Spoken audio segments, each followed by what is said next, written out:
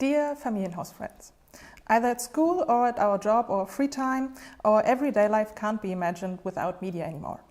While the older one of us adults might have gotten in touch with mobile phone or computers or the likes in our youth or later, kids grow up with media natural nowadays. To find a suitable interaction with the media, it's important, dear parents, that you accept your child's curiosity and show them the pros and cons of the usage of media. It's nearly impossible to live a life without media, especially when homeschooling or working from home during the pandemic. So it's even more important to show your kids the ropes of handling digital devices and the internet. This media education should also help to teach your children a healthy way of consuming media with smartphones, tablets, gaming consoles and others, and to safely browse the internet.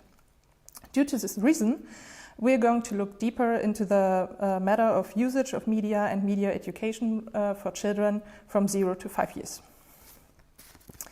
Where to start to think it over as a family. It is helpful that you know how much time in front of a screen is good for your little ones. You can look up the recommendations of the Federal Center for Health Education, and there's an overview with guidelines for children of different age classes. They suggest no screen time for children under 3 years. Children this young might be quickly overwhelmed by rapid changing pictures and sounds. There are too many different impressions for them, and this might lead to a bad sleep, a weaker ability to concentrate, or even overweight or hyperactivity. Also, small children like to discover the world with their hands, with their ears and their eyes.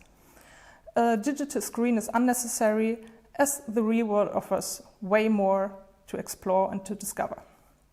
But it's not easy to forgo media consumption as a family. There might be an older sibling who wants to watch the latest episode of their favorite show, and there's you as a parent who just want to watch the video greeting of a friend's family.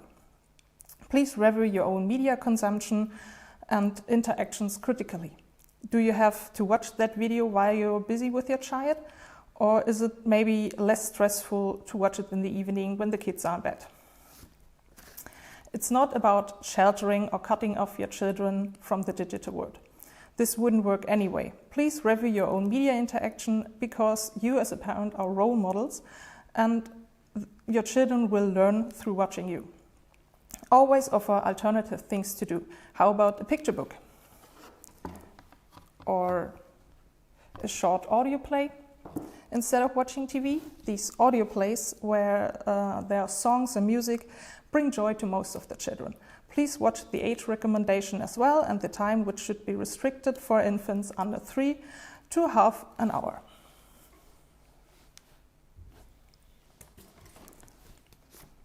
It is important to make agreements about media consumption. This will work with children over 3 years old. Content of these agreements, aside from the duration of their screen time, should be also a set time where a child is allowed to watch TV. Please keep in mind that shouldn't it be too late or not too close to bedtime of your infant. Between watching TV and going to bed should be at least 2 to 3 hours as recommendation.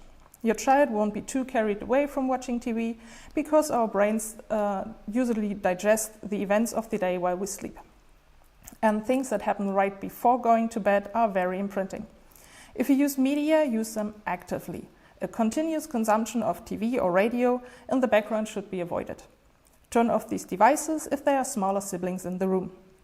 If you are eating together or doing a game evening, you already have different activities. Turn off the devices and then you should keep the distraction to a minimum. Take part when your children watch something. Show them that there is something special and an exception and not a daily routine. At the same time, you can make sure that your child keeps the recommended 2 to 3 meters distance to the device and the volume is fitting. Children have a limited field of vision and compared to us adults and have more sensitive ears. They should sit further away and have a toned down volume. Watch your infants while they consume videos, movies or games. This way you get to know how they react to certain things. Not all kids-friendly channels are completely harmless. Darkness, heart-stopping moments through sudden sounds or scary figures might still scare a child. You will find good reviews from a child point of view, but also from an adult point of view on Flimmo.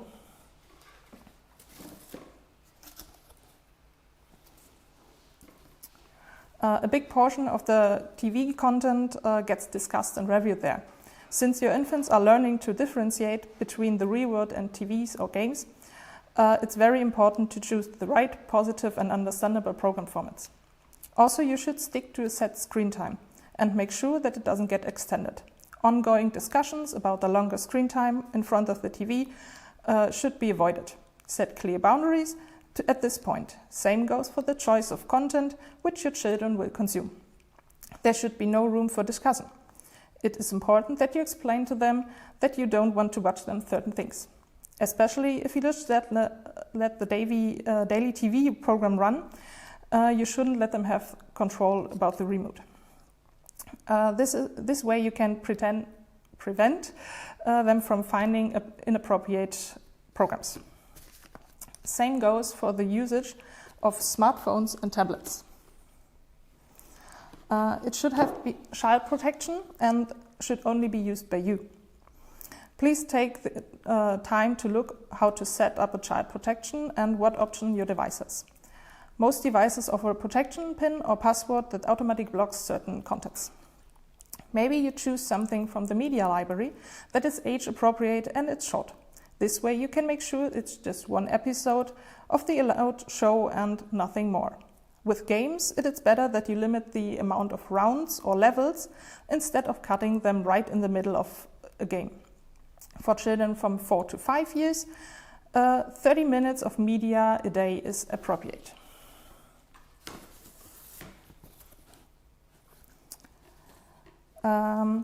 Also, they shouldn't watch TV or play games every day. Offer your kids other engaging play options. Why should they let them play with virtual blocks if you can do it with real in their room? Also, the ultimate waiver is just not viable. Keep in mind that there's no advertising or in-app purchases, especially for games. In the best case, you can find a game that works without internet connection at all. If it has to be a moving picture in the internet, please have a look at the media library of the public TV channels. There are still a lot of age-appropriate formats for your children at Kika, ARD or ZDF, and so on. The media libraries have several advantages to usual TV programs and the usage of streaming platforms. You as a parent can watch the episode beforehand. You can evaluate if your infant will show interest in the chosen program or if it will fit their age and development. If it's, even though there's a big portion of fairy tale movies that are approved for very young children, they might be scared of certain topics like bad witches, traumatic losses of parents of a figure. Another positive effect of the usage of media libraries is that they don't have any advertising. Beginners, like your kids in kindergarten, can't differentiate between adverts and a TV or a game. So, next to movies are also games on web pages for Kika for kids for different ages. It also offers the options to set a timer so your children stick to the agreed screen time.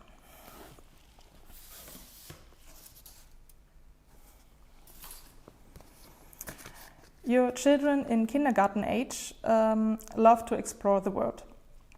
How do friendship works, how do they grow up, and how do things work around them. All these topics fascinate mostly the 4 to 5 years old. Look for TV shows or games that with those topics at all. Kids love to identify with someone from a short show. Shows with riddles, rhymes, or songs that are very catchy for them, since they inviting the child to actively participate. Rightly chosen, those shows can help your children learn and gather experiences. Smartphones and tablet games might help your infants to get a better motor and cognitive skills and train a good hand-eye coordination as well. Talk to your children about what they watched. This way you will find out the TV or game your child likes. What did they like while watching? What did they get scared by something? Or what was the content? What didn't they understand? Children need room for exchange to process things and to sort it. Give advice and be there. Listen to them, show sympathy through words towards the heroes or games, even you don't like them. Dear Familienhaus-friends, you see the word of media education is big. While we talked about how to accompany your child with media and help them grow up in the age of to the age of 5, we will continue next week with more tips and tricks that might be helpful for the older ones from elementary school or teenagers. I will go outside now and get some fresh air because I, as an adult, need some less screen time as well.